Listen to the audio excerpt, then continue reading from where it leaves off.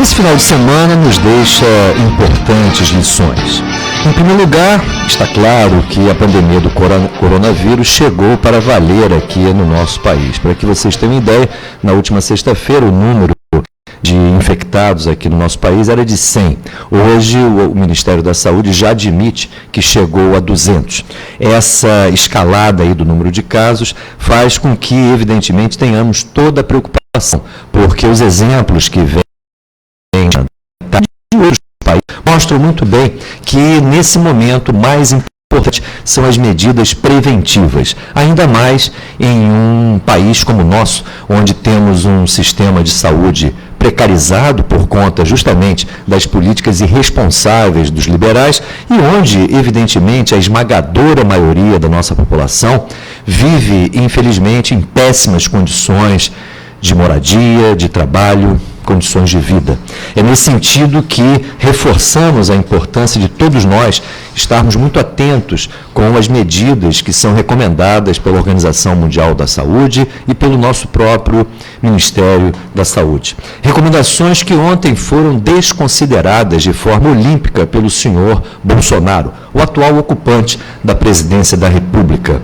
Ele se congratulou com os manifestantes na Palácio do Planalto, manifestantes que pregavam simplesmente a volta da ditadura militar, a volta do AI-5 e, ao mesmo tempo, atacavam o Congresso, o Supremo e os políticos em geral. É a extrema-direita que volta às ruas, ainda que em manifestações extremamente esvaziadas. A grande questão que se coloca, e essa é uma grande lição desse final de semana, é que está claro a irresponsabilidade desse senhor Bolsonaro. E a irresponsabilidade não se dá apenas em torno das questões de saúde, é principalmente em relação ao nosso país, à economia, que nossa preocupação é maior, porque estamos padecendo aí de um conjunto de medidas desse governo que são absolutamente antinação, antipovo. E é nesse momento que precisamos cerrar fileiras na busca de uma alternativa, tanto política quanto econômica, para o nosso país.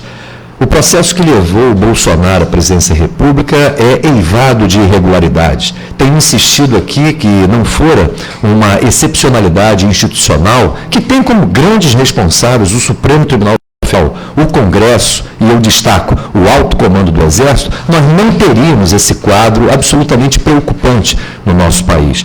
Bolsonaro é absolutamente desqualificado para exercer a presidência da República. E mais do que isso, o programa que ele encarna é um programa que atenta contra a soberania nacional, atenta contra a democracia e nos coloca em risco. Essa é a grande lição. Ao mesmo tempo, o coronavírus, essa pandemia, coloca de maneira muito clara a importância de termos um sistema único de saúde fortalecido. E, nesse sentido, é incompatível com determinadas leis que existem hoje no Brasil, como, por exemplo, a emenda constitucional número 95, ou mesmo a mal denominada Lei de Responsabilidade Fiscal. A rigor, o que precisamos é demolir todo o modelo liberal que tem nos guiado há mais de 25 anos. Essa que é a grande verdade, porque esse modelo neoliberal nos compromete no presente e no futuro. E mais do que isso, nós temos claro hoje que é necessário uma reunião de todos aqueles setores que têm a clareza, a sensibilidade de todos os malefícios desse modelo neoliberal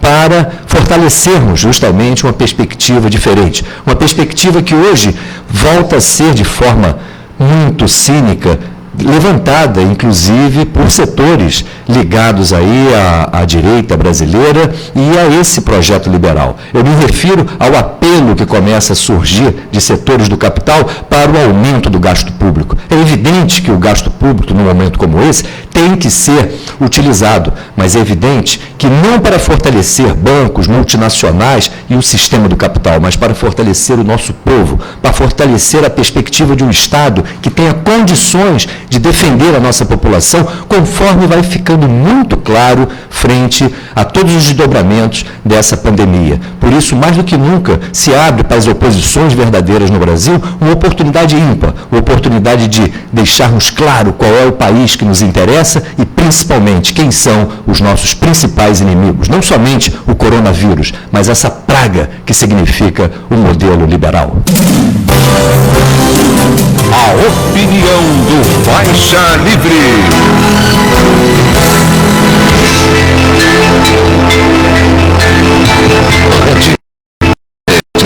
Informação sempre na frente. Estamos apresentando Faixa Livre. Por um Brasil mais forte, justo e transparente. A sociedade não aceita mais uma administração pública ineficiente em que a corrupção e a ilegalidade fazem parte do dia a dia dos jornais. O Brasil precisa de moralidade e profissionalismo, de servidores públicos éticos e competentes. Precisamos acabar com o clientelismo e a terceirização nos órgãos públicos. Não é justo que o Brasil seja administrado por alguém que não foi eleito e nem fez concurso público. Quem passa num concurso público tem legitimidade e competência para ocupar esse espaço e ajudar a construir um Brasil melhor. São esses brasileiros os responsáveis pela defesa do interesse nacional, fiscalizando os agentes públicos e privados, elaborando políticas públicas e controlando o cumprimento da lei. Não podemos permitir o desmonte das carreiras de Estado em favor de interesses político-partidários. Valorizar o servidor concursado e efetivo é preservar as liberdades democráticas e os direitos do cidadão. Movimento Nacional em Defesa do Estado Brasileiro. Petróleo, eles estão de volta. No Brasil Colônia levaram nosso ouro e agora estão levando o nosso petróleo e gás. Voltaram, não para pagar a conta ou pedir desculpas, mas porque agora querem o pré-sal. Portugal com a Petrogal, Espanha com a Repsol, Inglaterra com a BG Group, Holanda e Inglaterra com a Shell. Pelos leilões da ANP, as empresas estrangeiras já detêm metade do nosso petróleo. Reaja, o petróleo tem que ser nosso. Você, ouvinte do programa Faixa Livre, pode ajudar a mantê-lo no ar. Faça sua contribuição diretamente na conta do Banco do Brasil, agência 0183, dígito X, conta corrente número 142426, dígito 2. Esta conta encontra-se em nome da Associação de Engenheiros da Petrobras, a EPET, uma das nossas entidades patrocinadoras, mas seus recursos são exclusivamente utilizados para a manutenção do nosso programa.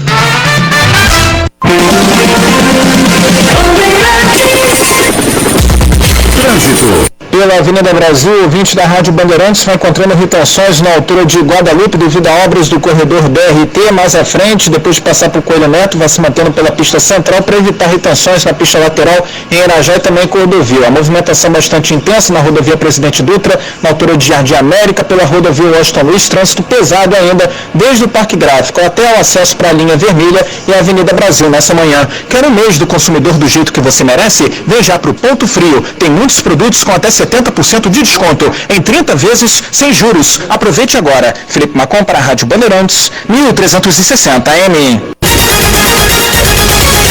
Bandeirantes, 1360. Voltamos a apresentar Faixa Livre. Estamos de volta, ouvintes, com início a nossa edição dessa segunda-feira, 16 de março do ano de 2020, do programa Faixa Livre, que é uma produção da jornalista Celeste Sintra, auxiliada pela também jornalista Natália Moraes, e tendo no comando áudio Francisco de Assis. Meu bom dia a todos e meu bom dia especialmente a vocês, ouvintes, que podem aqui participar através do telefone 2543-1360, nos enviando mensagens eletrônicas para o endereço ouvinte@programafaixalivre, tudo junto.com.br, ou ainda enviando as suas participações diretamente para a nossa página do Facebook, Programa Faixa Livre, onde também vocês podem nos acompanhar ao vivo e a cores nessa transmissão diária que realizamos diretamente aqui do estúdio da Bandeirantes, no Rio de Janeiro. Bem, mas ontem tivemos aí as manifestações da extrema-direita. Inacreditavelmente, uma turma, na verdade, muito pequena. Esse foi um outro dado importante. As manifestações foram completamente esvaziadas. E podemos dizer ridículas. Os manifestantes defendiam a volta da ditadura, a volta do AI-5 e sobraram críticas, conforme era de se esperar, ao Congresso, ao Supremo, aos políticos em geral. O que essa turma quer? Essa turma quer, na verdade, a manutenção dos seus privilégios. Aliás, esse governo Bolsonaro, se tem uma característica, é justamente esse namoro que faz, principalmente com as Forças Armadas, é isso mesmo. Nós acompanhamos aí, em meio à propalada dita reforma da Previdência, um ataque à Previdência Social Pública, uma mudança nas regras previdenciárias dos militares que embutiu um aumento substantivo dos vencimentos, principalmente dos oficiais superiores. Esse é um primeiro ponto. Segundo, hoje, nesse governo Bolsonaro, nós temos mais militares ocupando cargos de confiança do que, para muitos, do que na própria época da ditadura. E talvez isso explique a adesão aí de militares, famílias de militares e saudosistas da ditadura militar a essas manifestações que foram um retumbante fracasso ontem, embora tenham ocorrido num número significativo de cidades, abrangendo cerca de 18 estados.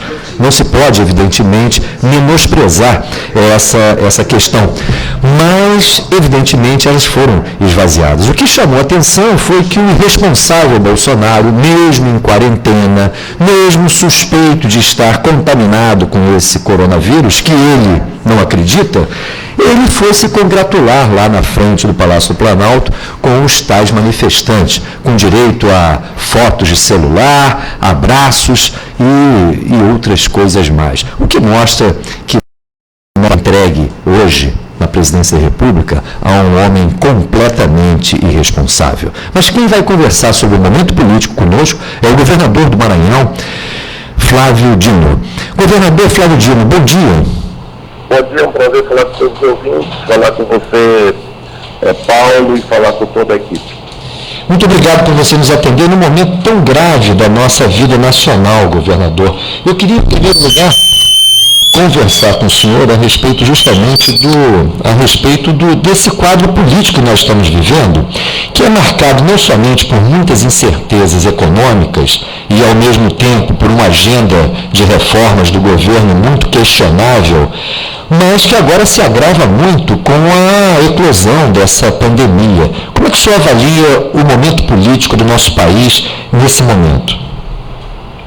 Lamentavelmente, nós temos a soma desses fatores negativos. É claro que nós desejamos outro cenário, um cenário em que o país, de fato, possa ter uma trajetória de desenvolvimento com justiça social. Nossa luta diária é o desejo de todos os brasileiros, todas as brasileiras que nos ouvem nesse momento, certamente desejam o melhor. Infelizmente, a parte que cabe a quem governa nesse momento não está bem encaminhada. Pelo contrário, nós estamos vendo desacertos graves em todas as áreas. Na política, uma opção pelo belicismo, pelo extremismo e pela instabilidade, e, portanto, pela confusão que nós estamos assistindo. O presidente da República lidera um pequeno agrupamento ultra-extremista que busca o tempo inteiro confrontar a tudo e a todos, em vez de cumprir a sua missão de governar o país, governar o destino de todas as pessoas. Ele, na verdade, governa para um pequeno grupo próximo às suas concepções ideológicas e também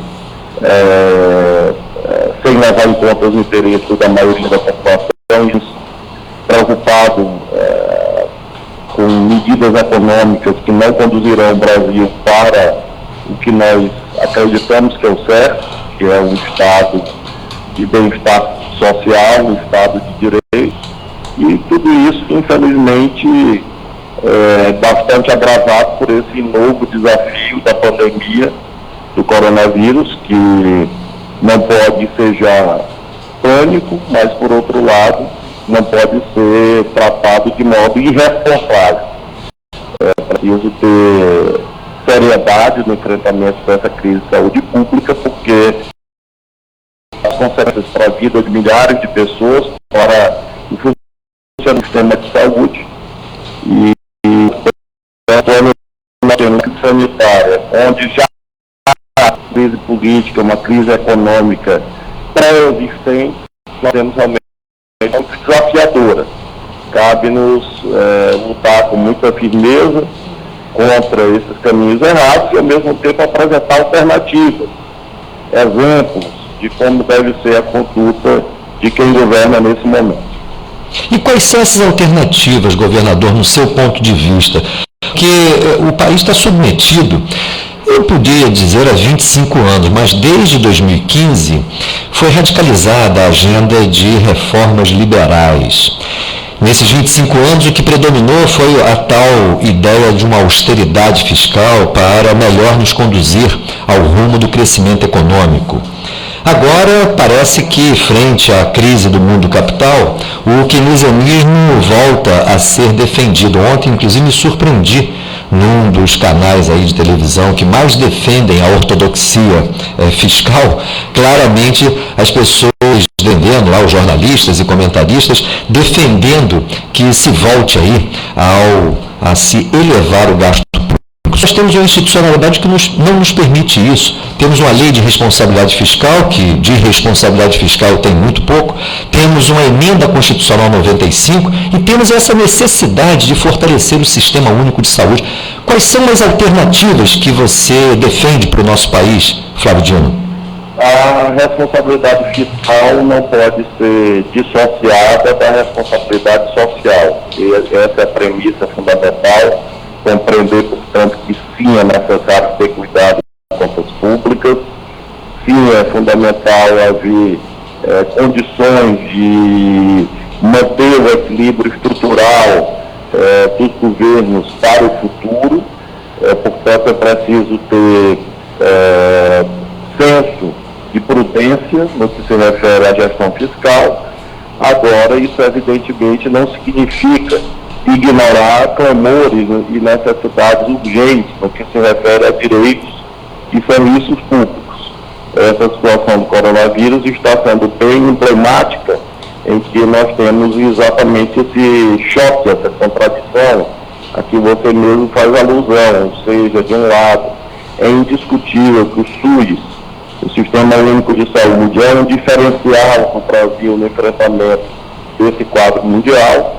Ele precisa ser protegido, preservado e ao mesmo tempo fortalecido para que possa enfrentar esse quadro de dificuldade. E nós temos, de fato, esse empecilho do chamado teto de gastos, a emenda constitucional 95.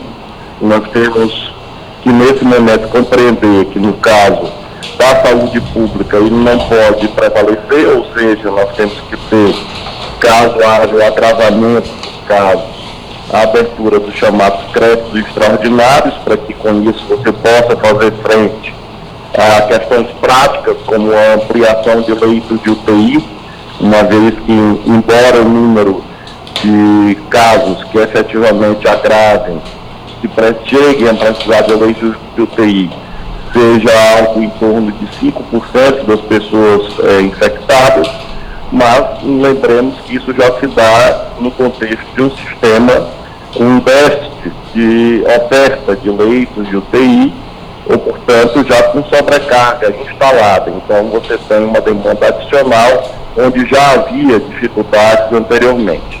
Além disso, nós precisamos compreender que no quadro de recessão, como o Brasil atravessa, chamado micro-PIB ou PIBinho, que já se manifestou nesses últimos anos, exige a ocorrência, a intensificação de investimentos públicos, uma vez que, para que haja o funcionamento da economia e investimentos privados, é preciso que haja demanda, ou seja, que haja pessoas aptas a consumir, a colocar dinheiro em circulação. E no mundo inteiro, nós estamos vindo agora assistindo isso mesmo nos Estados Unidos, isso só se dá a partir de decisões de governo. Então nós temos, nesse momento, um equívoco estrutural, que é esse discurso monotemático, esse discurso aparentemente até obsessivo em torno das chamadas reformas, quando nós sabemos que a reforma principal é a reforma tributária, que precisa garantir uma distribuição mais justa da riqueza e da renda no país. Essa acaba não sendo priorizada, o que é um enorme erro, e ao mesmo tempo, em nome desse discurso da monotemática, esse discurso recorrente, repetitivo das reformas, acaba se esquecendo a adoção de medidas emergenciais, aqui e agora. Nós temos, por exemplo, a suspensão de atividades econômicas. Isso vai gerar prejuízos a toda uma rede de microempresários, pequenos negócios, que não vão resistir durante semanas ou meses, portas fechadas, porque não tem capital de giro suficiente para isso. Então, a crise sanitária exige que daqui e dacolá se fechem restaurantes, estabelecimentos de serviços, de um modo geral, que as pessoas sejam estimuladas a ficar nos seus lares, e isso gera danos econômicos que exigem velocidade da equipe econômica. E obviamente, não são reformas de longo curso que vão dar conta de minimizar esses prejuízos aqui e agora.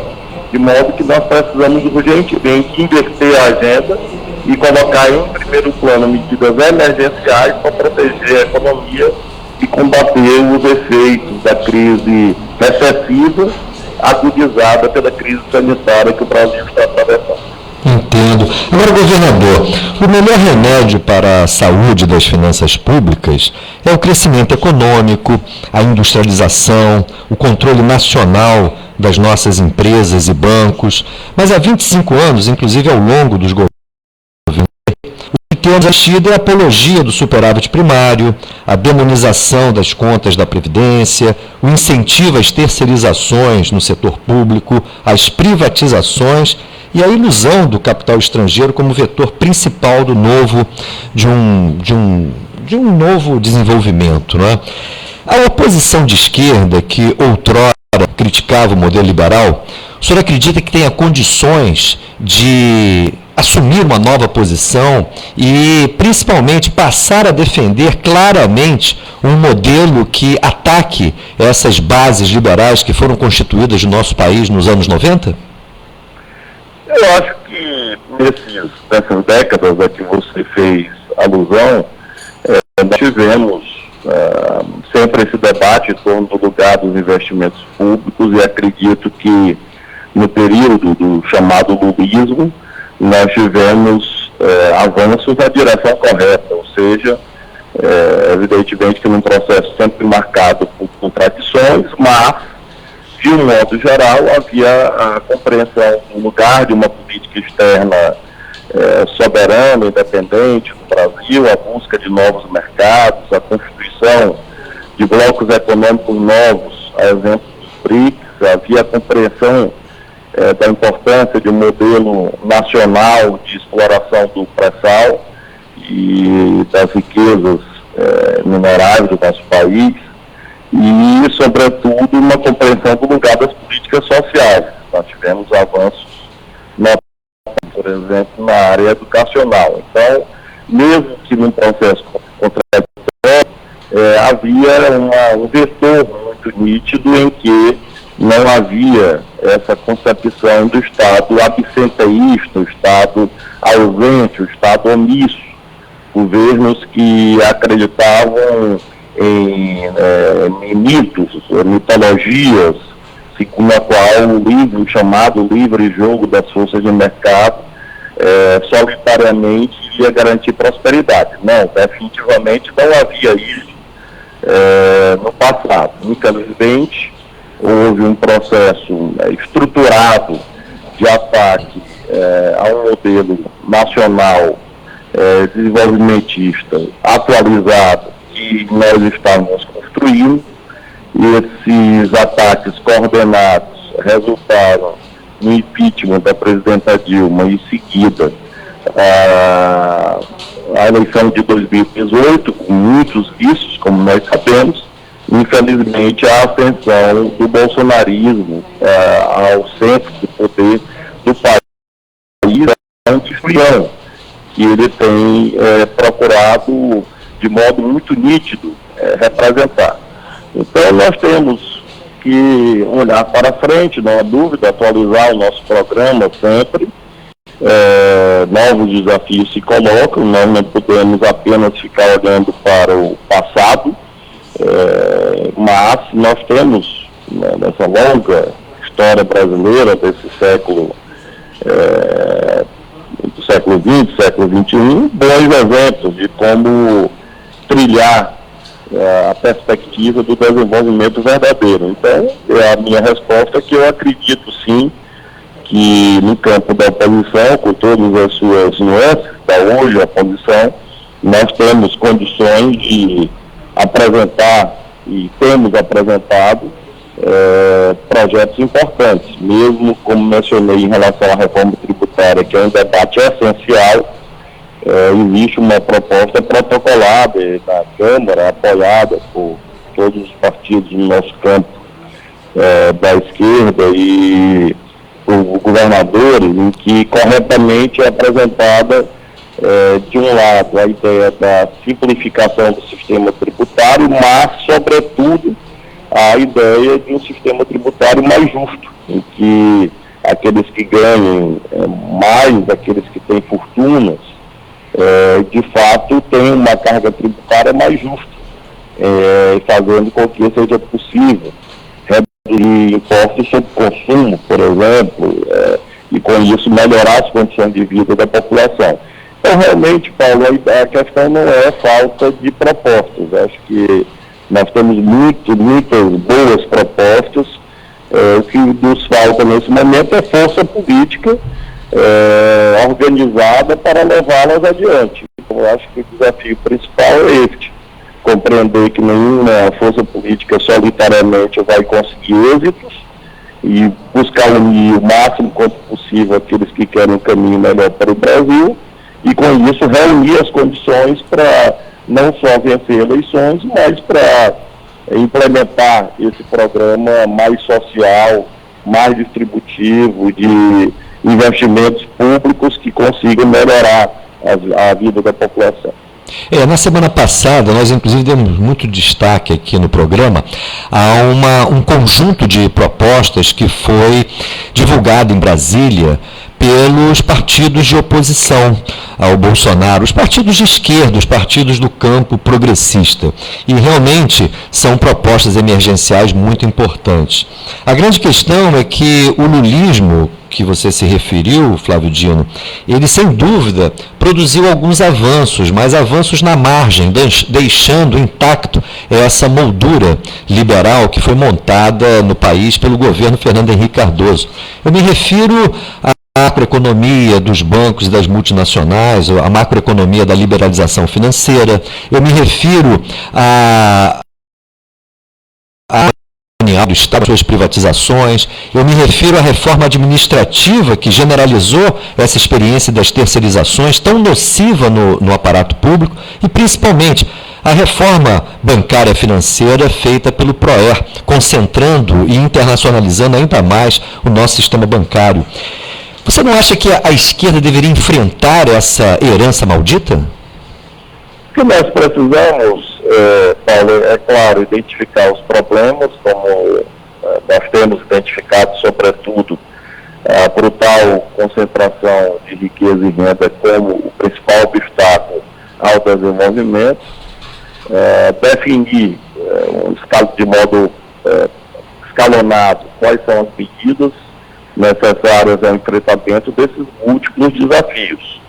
É preciso sempre olhar o longo arco da história, em que você tem múltiplas batalhas, e múltiplos êxitos e vitórias e conquistas, e ao mesmo tempo olhar para a dimensão emergencial. Então, nós estamos assistindo a uma deterioração das condições de cidadania do Brasil, perda de direitos e mau funcionamento de serviços públicos, e por isso nós temos que ter enfrentamento aqui e agora. Não adianta imaginarmos, do ponto de vista prático, que nós vamos conseguir dar conta de todos os desafios ao mesmo tempo. Então nós temos que focar nas questões principais, nesse momento, priorizar o que é principal.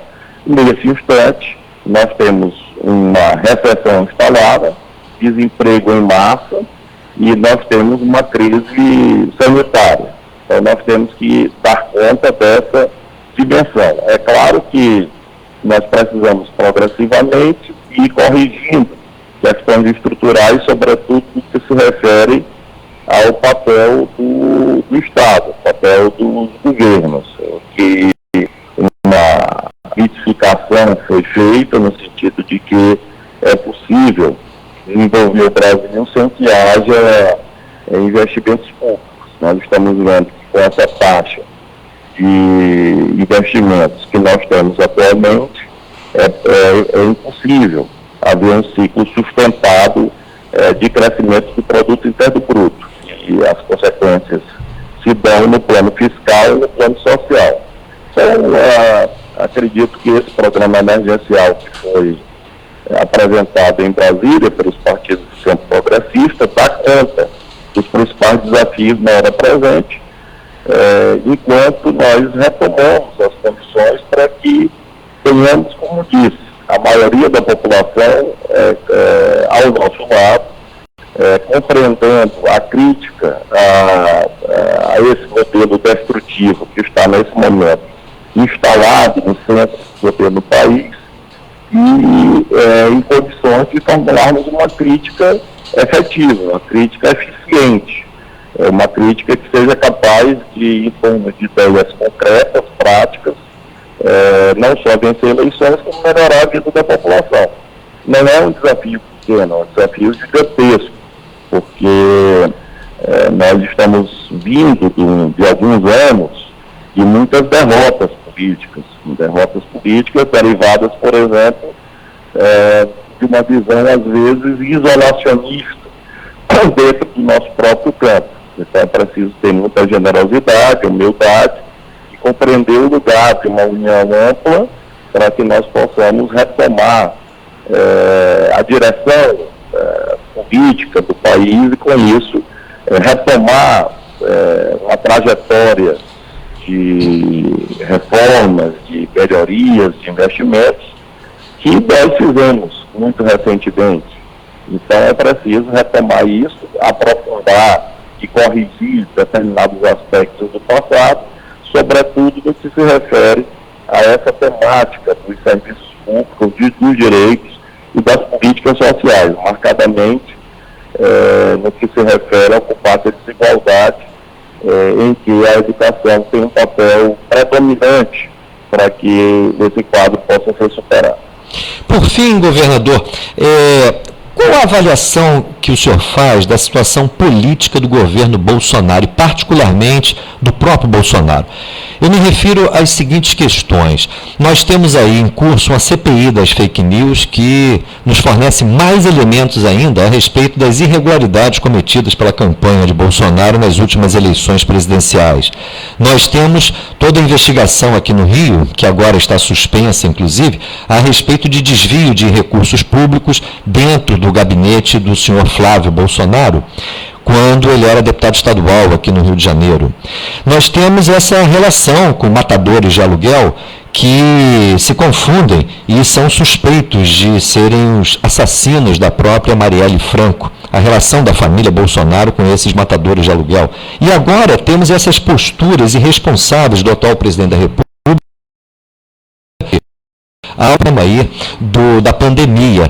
Ontem nós vimos aí um show de irresponsabilidades, tanto do seu ponto de vista sanitário, por parte do Bolsonaro, que está suspeito, inclusive, de estar infectado, está em quarentena, mas não evitou o contato com os poucos manifestantes ali na frente do Palácio do Planalto. Ao mesmo tempo em que, a todo momento, ele, de alguma maneira, dá declarações que em nada ajudam o seu próprio governo, particularmente o que vem sendo defendido pelo Ministério da Saúde. Como é que você vê essa situação do governo Bolsonaro, hein? Ele optou por um caminho de isolamento e isso ficou muito nítido com essa radicalização que ele promoveu ontem. Realmente há uma aposta no caos econômico, político, sanitário, é uma opção. Eu me lembro de um discurso que foi feito na presença desse obscuro guru do presidente da República, chamado um tal de Olavo de Carvalho, segundo a qual a missão do governo seria não de construção da nação, mas de destruição da nação. Esse discurso foi proferido pelo próprio Bolsonaro. E aparentemente é isso que está em curso. Nós estamos vendo obscurantismos desse tipo, em que há uma contradição entre o que o próprio Ministério da Saúde recomenda e o exemplo que o Bolsonaro dá ao país. Ele é a mais alta autoridade pública neste momento e, portanto, tem deveres legais e também deveres comportamentais, deveres éticos, e exatamente porque há uma alta visibilidade de tudo que ele faz. Então, neste caso, um pequeno agrupamento, uma pequena facção que o acompanha, promoveu esses atos irresponsáveis, como nós vimos, e esta atitude foi, inclusive, repudiada de modo amplo. Veja que o governador de Goiás, Ronaldo Caiado, que não é uma pessoa da esquerda, quase foi agredido, porque foi à frente da aglomeração que se produziu em Goiânia e mostrou o absurdo sanitário que estava sendo cometido,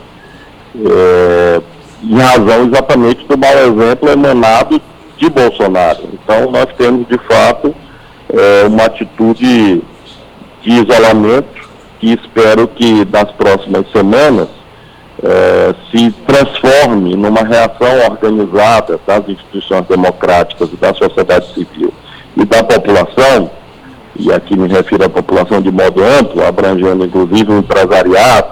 Não me refiro a essas entidades A ou B, mas me refiro ao empresariado real, as pessoas que lutam nos seus estabelecimentos comerciais todos os dias, na padaria, na farmácia, no salão de beleza, no comércio, na loja, os prestadores de serviço, quer dizer, esses empreendedores todos que estão sofrendo muito duramente com esses desacertos, todos se unam numa perspectiva diferente, e com isso a gente consiga ter respostas que corrijam os números do país. Realmente nós estamos numa direção errada. Como disse no início da entrevista, o coronavírus não deve ensejar pânico, mas, ao mesmo tempo, nós temos que olhar o exemplo de outros países. Se você não toma medidas de precaução, de prevenção, você aumenta muito a taxa de hospitalização e o sistema de saúde entra em colapso. Nenhum governante, nesse momento, proibir, por decreto, a ocorrência de infartos, de acidentes vasculares cerebrais, de acidentes de trânsito, ou seja, as outras causas de hospitalização vão continuar a existir na sociedade. O que nós podemos diminuir é exatamente o efeito da pandemia, ao exemplo do que outros países têm feito. Então, na medida que o presidente da República não ajuda nisto, ele, de fato, está criando um grave problema não só para o governo dele mesmo, para o ministro da Saúde dele, mas um problema ao país. Nós tivemos ontem algumas manifestações do presidente da Câmara, do presidente do Senado, e eu espero que haja, nessas semanas, uma correção, não por parte do Bolsonaro. Eu realmente, infelizmente, não espero que ele mude o seu comportamento. Ele vai fazer o tempo inteiro isso, porque se evidenciou muito nitidamente ontem. Da comitiva que ele organizou nos Estados Unidos, há dezenas de pessoas, mais de 10 pessoas que ficaram infectadas. Então ele próprio deveria, a essas alturas, com o vírus tão próximo dele mesmo, ter uma atitude diferente. Não teve, e a meu ver, isso mostra uma espécie de ponto de não retorno, ou seja, ontem Bolsonaro deixou claro que ele não vai mudar a sua forma e vai continuar governando de modo irracional e governando apenas para essa pequena facção que o segue.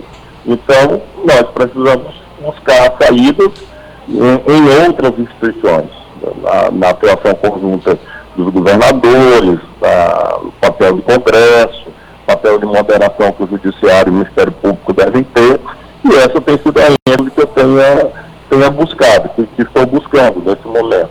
Espero que isso consiga os derivados dessa política equivocada, até que nós tenhamos condições de, mediante eleições, apresentar um programa e vencer e governar de modo diferente. Então eu espero que esse momento de dificuldade possa, de algum modo, passar, porque é um momento muito triste, muito difícil, dramático, eu diria, angustiante para milhões de pessoas que estão nesse momento desempregadas, subempregadas, e não estão vendo saídas para isso. Eu quero, finalmente, Paulo, deixar essa mensagem de esperança marcada, não uma esperança ingênua, otimismo ingênuo, mas a esperança de quem todos os dias trabalha, como nós trabalhamos todos, e como 99% da população brasileira trabalha em favor do Brasil. Esse 1% que é contra os reais interesses nacionais, tenho certeza que em breve serão derrotados e a gente vai conseguir de novo colocar o Brasil numa direção correta. Governador Flávio Dino, mais uma vez eu lhe agradeço por essa importante entrevista aqui ao nosso programa Faixa Livre e reitero que o nosso programa está inteiramente à disposição justamente de todos aqueles que comungam da ideia importante de superarmos esse quadro e principalmente esses verdadeiros desatinos do governo Bolsonaro. Eu lhe agradeço muito por essa gentileza. Muito obrigado, Paulo. Bom dia a todos os ouvintes. Um bom dia e um forte abraço a você. Conversamos aqui com Flávio Dino, governador do Maranhão, eleito pelo PCdoB e que vem se constituindo aí num dos mais importantes governadores do Nordeste, na defesa, na verdade, de uma nova ordem. Ainda que eu considere extremamente tímida as posições que muitas vezes não somente o Flávio Dino tem assumido, mas a própria dita oposição progressista ou oposição de esquerda.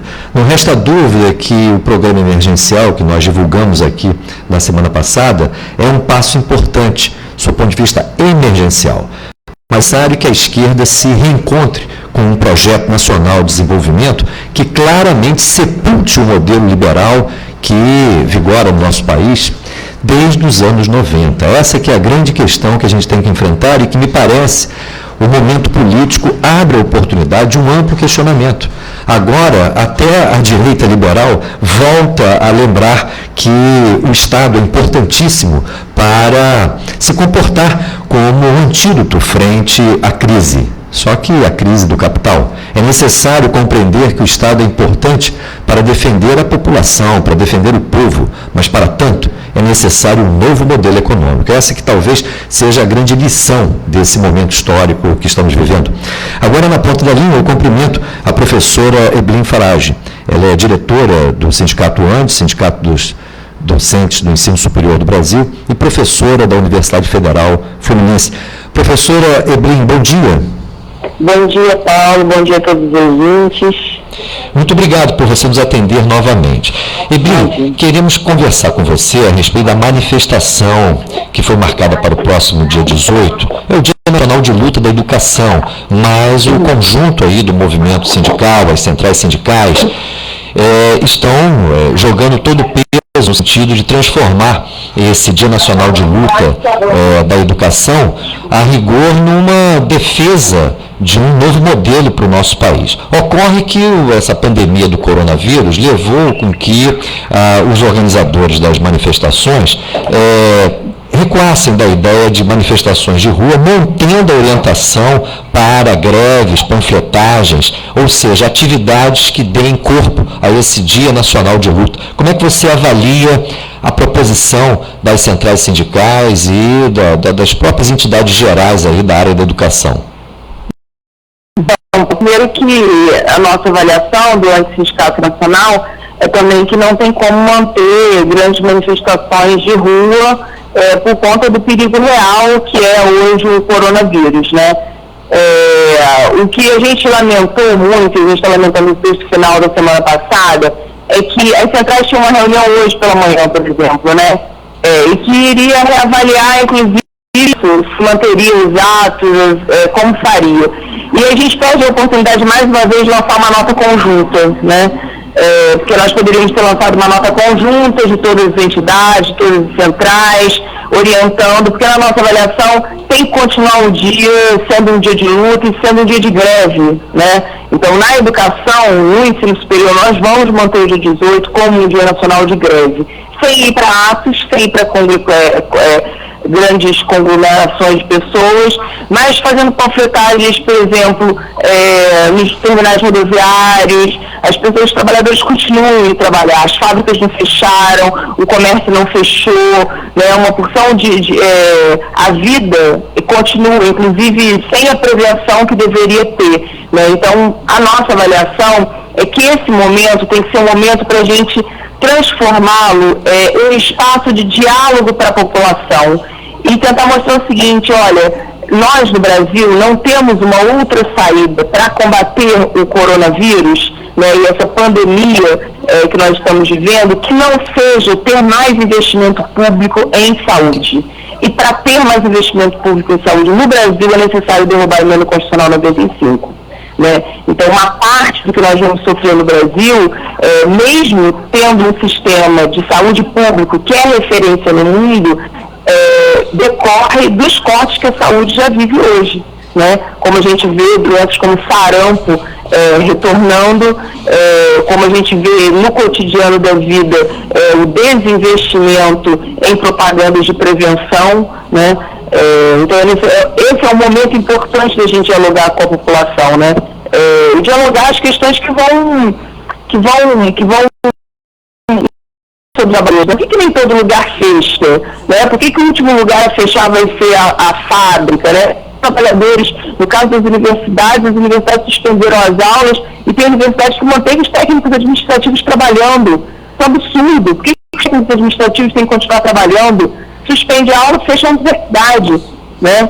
Então, é o momento da gente dialogar mantendo todas as precauções e, por isso, não manter atos de rua. No caso da Universidade Federal Fluminense, professor Eblin, haverá uma suspensão das aulas ou houve a decretação, por exemplo, de férias? Eu lhe pergunto isso porque, frente à emergência da situação, o governador Witzel, por exemplo, aqui no Rio de Janeiro, decretou a antecipação das férias para a rede estadual. Como é que você vê essa questão? Não seria mais prático assumirmos logo um período de férias? No caso da Federal Fluminense, de muitas universidades, a gente estava retornando ainda as aulas, né?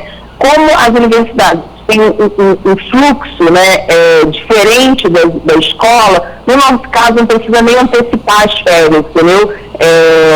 Mas a gente tem que fechar a universidade, fechar e manter os serviços essenciais, né? A parte administrativa que seja essencial, pode ter rodízio de funcionários, a parte de saúde, é óbvio, né? A saúde, nesse momento a gente precisa que toda a saúde esteja absolutamente ativa, né?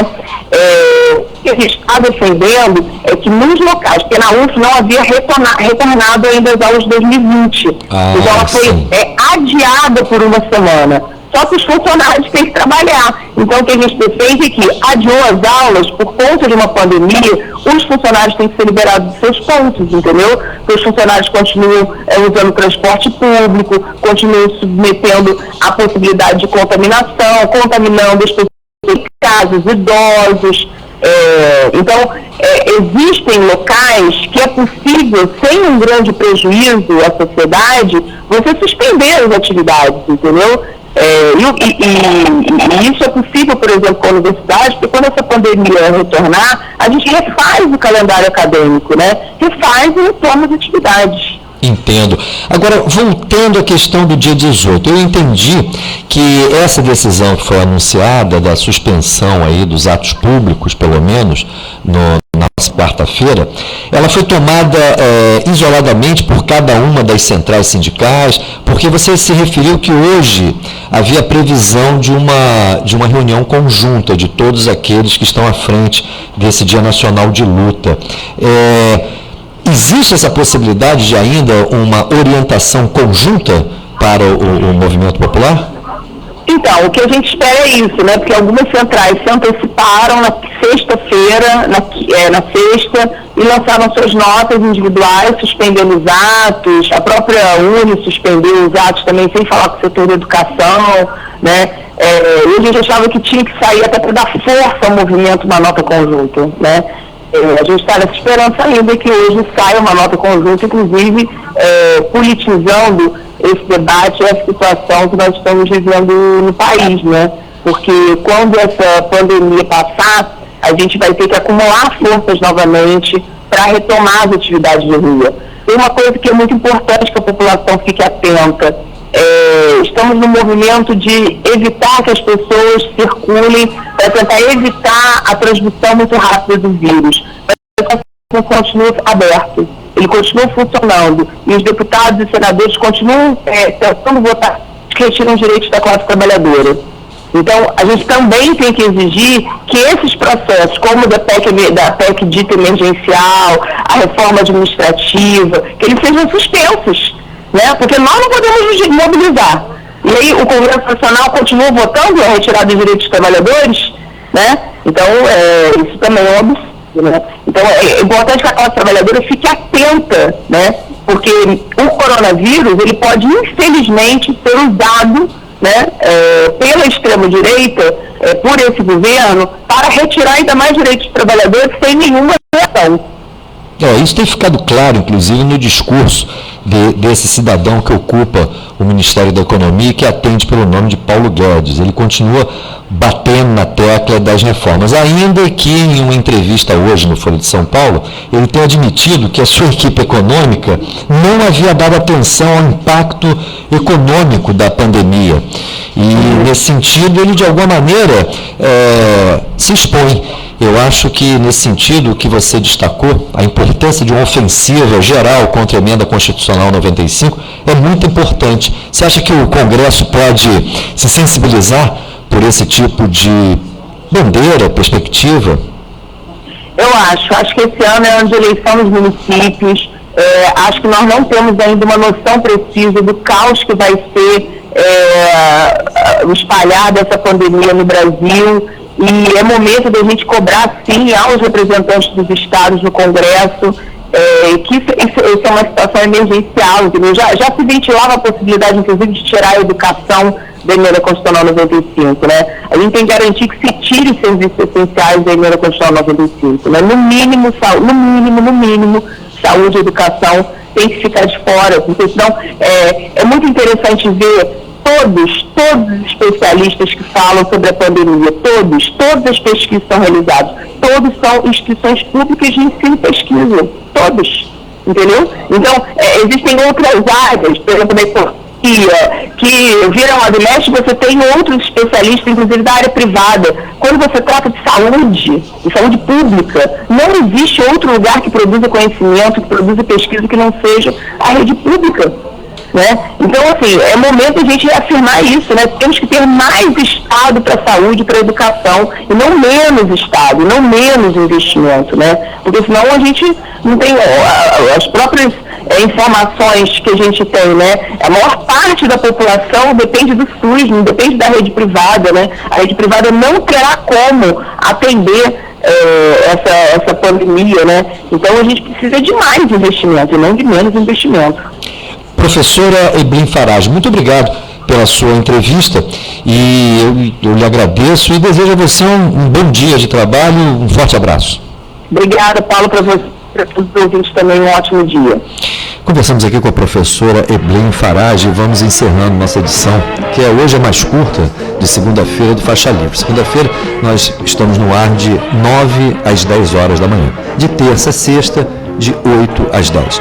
E eu reforço a importância dessas orientações no sentido de mantermos aí um distanciamento físico entre todos nós, no sentido de evitar justamente a transmissão desse vírus, que muitos alertam que ele não é muito letal, mas o problema todo é que para aqueles pacientes, aqueles grupos de risco, o vírus é muito grave.